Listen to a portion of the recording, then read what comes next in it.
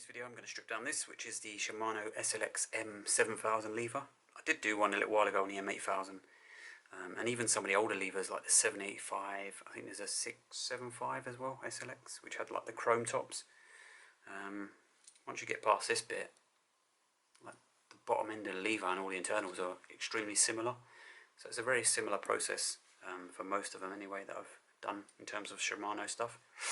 One of the things on these that we've got to remove is a little black kind of rubber grommet that sits in this hole here. It just covers up a little grub screw that we need to undo. So there's that.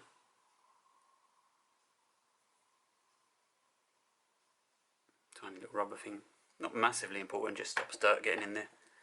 And then you're going to take a 2mm Allen key.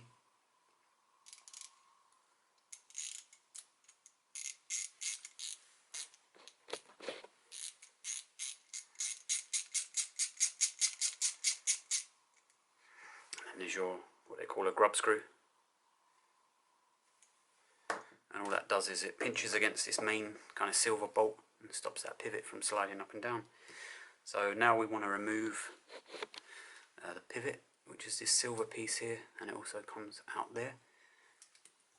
What I tend to do is try and rest it on something, so that when you put, what I'm going to use is this, and when you put that on there you want to kind of hammer it. Obviously if that was just on there and you start hammering away on this, it's kind of like, I don't know, it just seems like you could do a bit of damage to the lever, so just be aware of that. And obviously if it's not moving that well, I'm just going to spray a little bit of lubricant on there, and hopefully that will work its way into the pivot. So I've just got some GT85 stuff. I'm just going to hopefully get in there.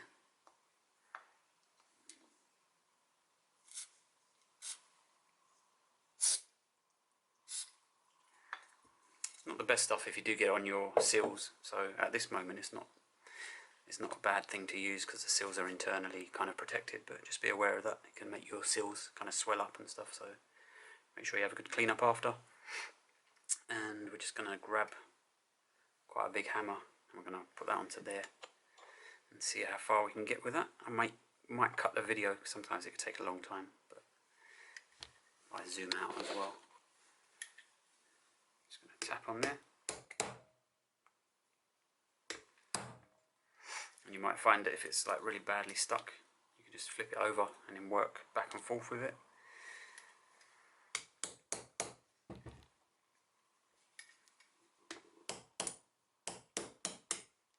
There we go, I've got that quite far now. You can just see the part of the pivot sticking out. And there's your pivot there. And you can just see a little groove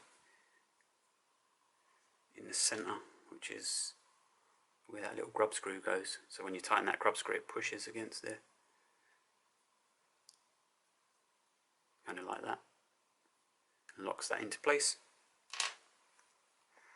And remove that, and then what you can do is just pull that drift, or you might have used an Allen key in there, something like that. Just pull that out of the way, and then your lever blade will basically come apart. And then there's also a little spring in here as well, which is kind of important to keep hold of that. It stops your lever flapping around. And we'll look at the lever blade later on. I'll just give that a good clean up. And what you're left with is this system. So if we grab a set of pliers quick.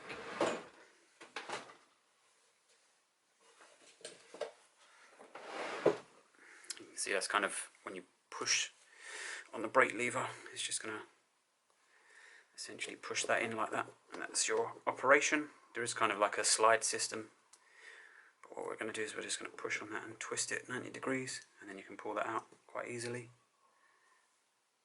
Just be aware that the two little end caps, they can come off, so try not to lose them, and then the middle can fall out as well, so it can be broken down into kind of those amount of parts there. So we're just going to put all these to the side, they all get cleaned up as well.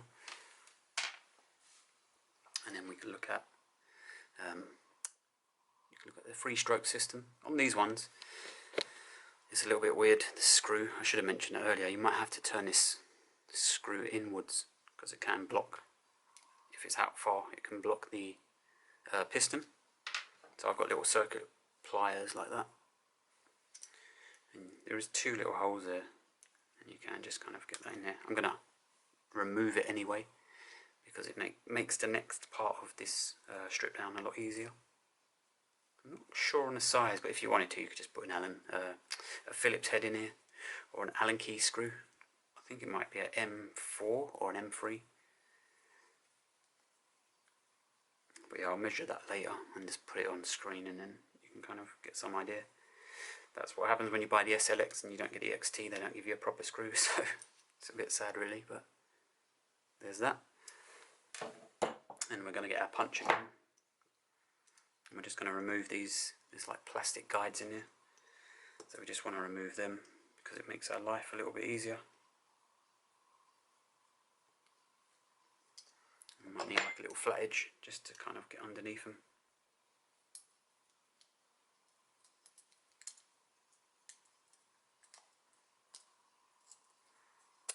There we go.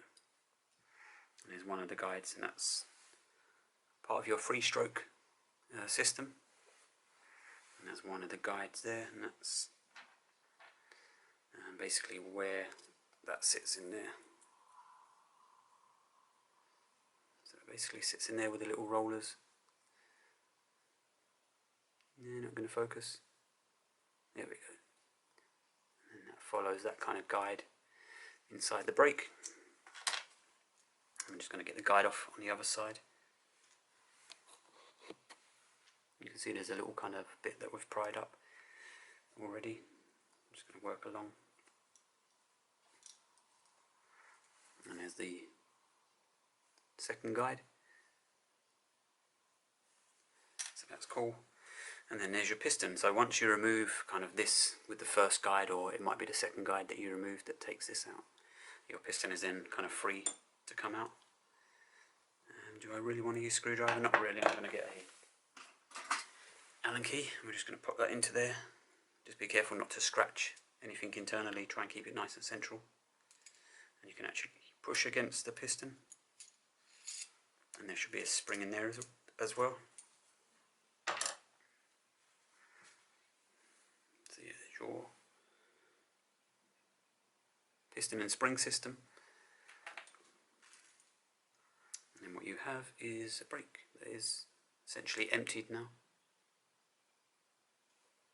So there's nothing really left to strip down. If you wanted, you could take this off and this bolt. And this one I'm not too sure about. Don't really think you can have access to this area, which is a bit crap, but it's just the way they make them. So what I'm going to do is clean all those bits up. I'm going to spray some alcohol spray down here, get a cotton bud in here and get rid of any grit as well, because we don't really want that going back into the lever. And then we'll get onto the rebuild. Yeah, so before I put this kind of back together, I just wanted to go for the piston really, because I know some people, they like to see how to remove the seals from the piston. But in terms of like Shimano stuff, I know you can get replacement parts from like AliExpress, but it's not something that I've tried myself. But I have a tool like this. You can get plastic ones as well. It's not too bad because the actual piston is plastic, so I doubt you'd really scratch it too badly if you did use a screwdriver. It's not ideal, but yeah, you're just gonna try and get under there really. I've got a straight one as well, which might be a bit better. And you're just gonna go under there.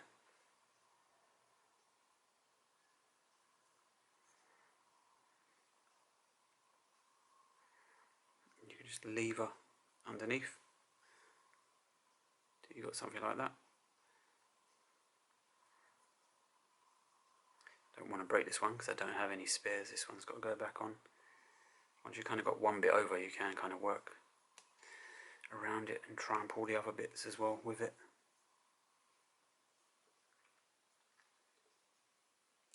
There we go.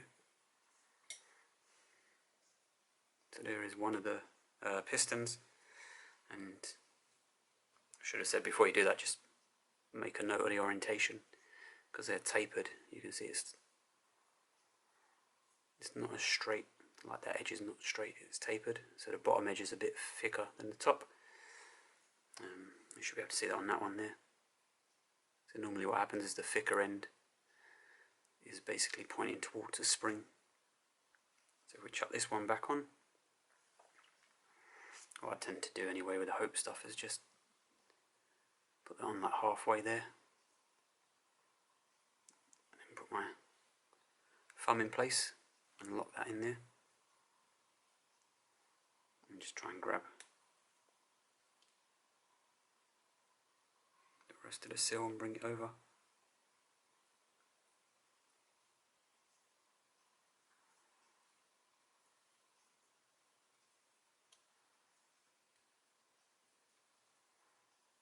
Totally out of shot, there we go. And then there's kind of your piston back the way it should be. I'm just going to grab the spring. Most of this stuff, or all of it's just being cleaned, so it should be fairly good. Oh, the spring doesn't clip on these ones, it just kind of sits there. So I'm going to grab this as well, which is also being cleaned.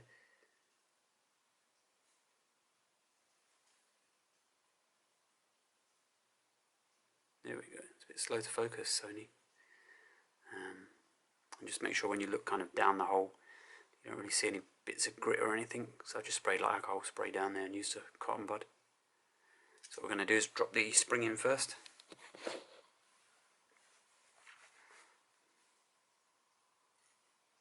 then we're just going to grab our piston and drop that on top. If you wanted to, you can use a bit of mineral oil on the pistons. That's nice and smooth in there. There's no kind of resistance really. Just how you want it. You don't want to feel it kind of coming backwards or anything like that. You just want it to be nice and smooth. And then what we're going to do is go on to the next bit, which is putting all the guides back in and the kind of cam system. So the next bit is probably the most tricky part of building or rebuilding the lever. We're going to put the FreeStroke adjuster back in, as well as one of the slides. So you've obviously got the two slides. You don't need the smaller one, so we can get rid of that. And then this is going to go into the bottom of the lever like so. If we bring that up, hopefully we can get that to focus.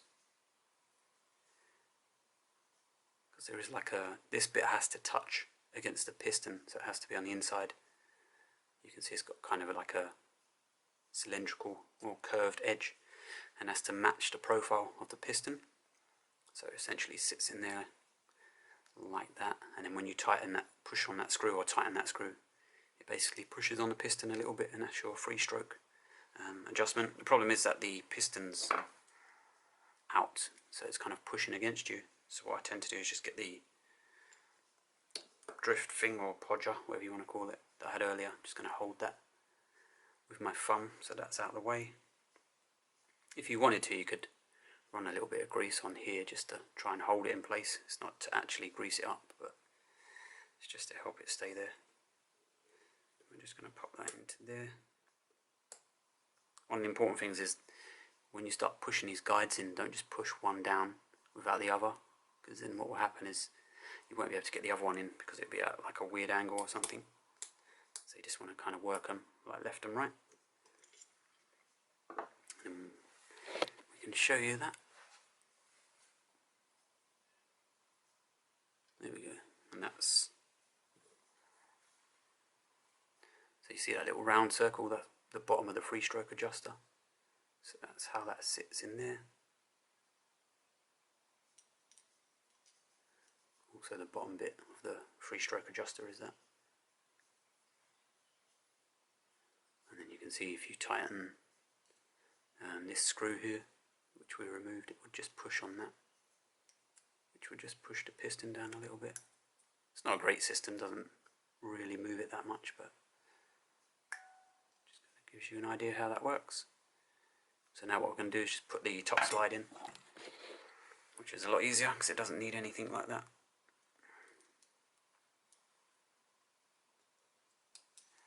So that just goes in there like so, and then we're just going to grab the kind of plunger system and put that all back together. So that's going to go through there, but we need to put that on there first.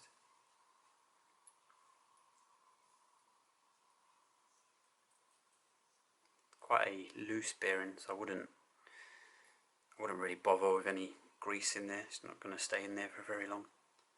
Let me just put the little caps on the end, and that's that system there. And I'm going to grab a pair of pliers. I'm not massively happy about grabbing a bit of metal with the pliers because you could mark it. It would be better if you could grab this piece of steel, but it doesn't let you. I'm just going to grab that like so. And I'll pop that into there. Lost one of the little caps there.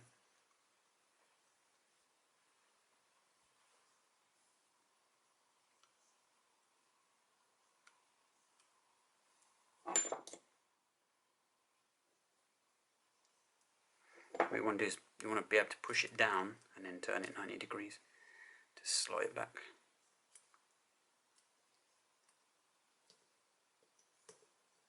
And because it's like a ball end on this end of it, it's kind of like doing that quite a lot.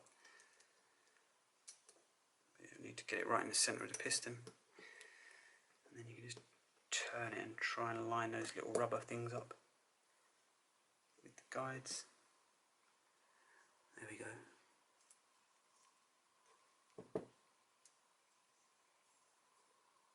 So you're just kind of doing that, and then the opposite. That should slide into place, and you really want to check that as well. Make sure it's kind of moving as it should do, not getting stuck anywhere. So that's fine. You can just put the little FreeStroke adjuster screw back in, even though it's not really doing that much anyway. Oh yeah, I was going to measure that anyway, just in case somebody wanted to buy the proper size Phillips screw, they can have some idea on the length they need and whatnot. So yeah, the overall length is like 12mm. If we do like a rough thread length, I'm guessing it's about 10. Yeah, so it's 9.5 on there, and then the diameter is basically 3.9mm. So yeah, I don't know if that's an M4, but gives you some idea. So we're just going to chuck that back in, otherwise I might forget it.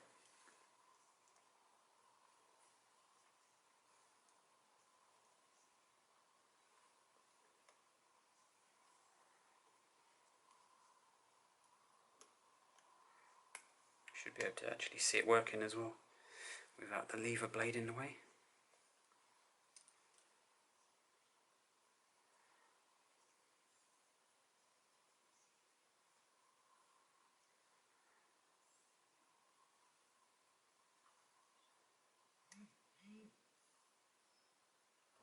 So you can just see the part of the screw there is just connected with the FreeStroke adjuster. It may be that you need to push that and hold it in place and then tighten the screw, because it might just miss on the corner. I'm just going to grab this and try and push that down a little bit.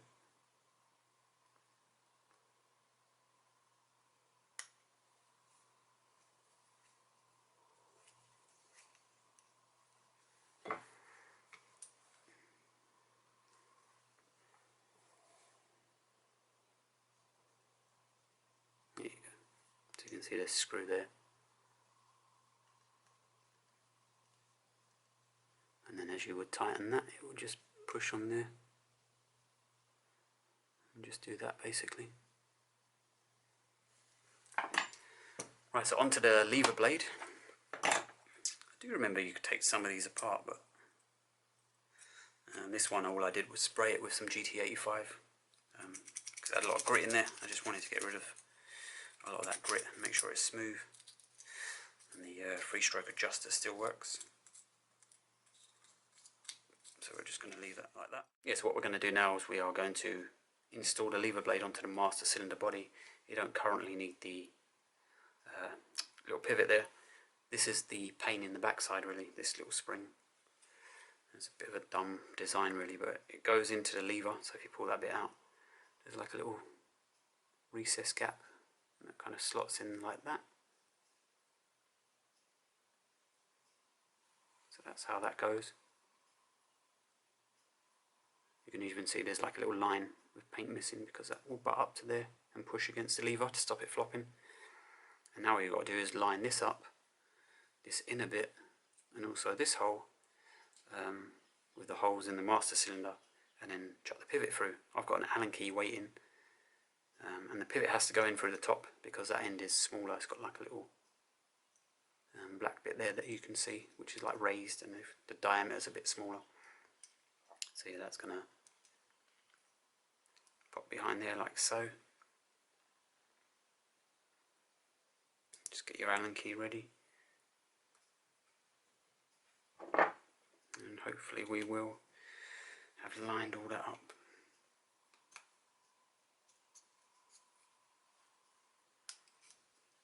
So that's kind of like not the end of it really. That's the other thing I was saying, this part needs to sit on top. That part of the spring has to sit on top. It can quite easily get stuck underneath. But yeah, now we've got to try and push the pivot through without losing the rest of it. And what tends to happen is you'll get the pivot up until that pin or that spring, and then the spring will just be in the way and it just won't allow you to push through. So don't take the Allen key all the way out until the pivot's all the way through, and then use the Allen key as kind of like a wiggler. Try and align stuff. So there we go, we've got to like that point and it's just struggling a little bit to move anywhere.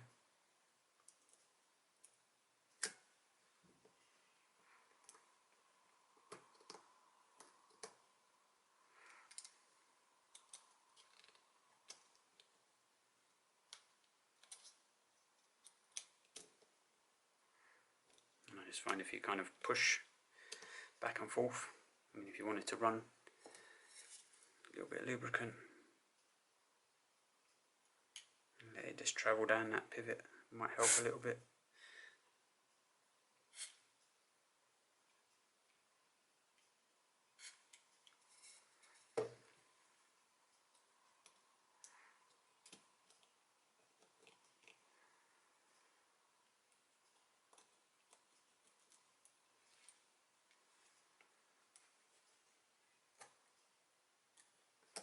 But yeah, if you do get to this point, just don't give up on it.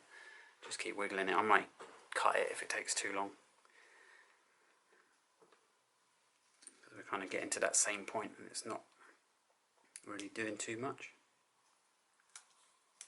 There we go, kind of got a little bit further.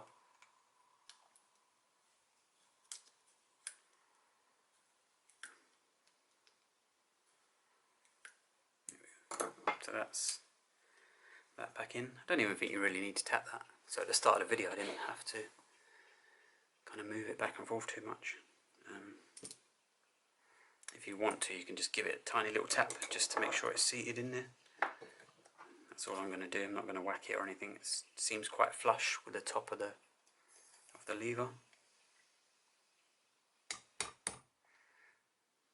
And then all you need to do is get your little grub screw and your 2mm Allen key.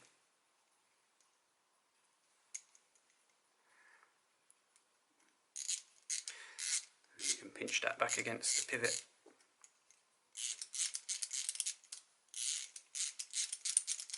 Just be aware it is a tiny little screw, so you don't need to go crazy with how tight you do it. I'm just going to go, and that's that. And then wherever the little rubber grommet thing is, I'm just going to put that back in, drop that into there, take a little prod thing or whatever you're going to use. And that can be a nuisance for the next person. And then just make sure that your reach adjuster and everything works. Test your FreeStroke screw and just make sure, like I said, that this spring is sitting on top of the lever. This one's a little bit bent, so I will probably pull it over a little bit so it's more central. But yeah, that's the M7000. A little bit tricky, but I guess if you've done Shimano stuff, you're used to that already.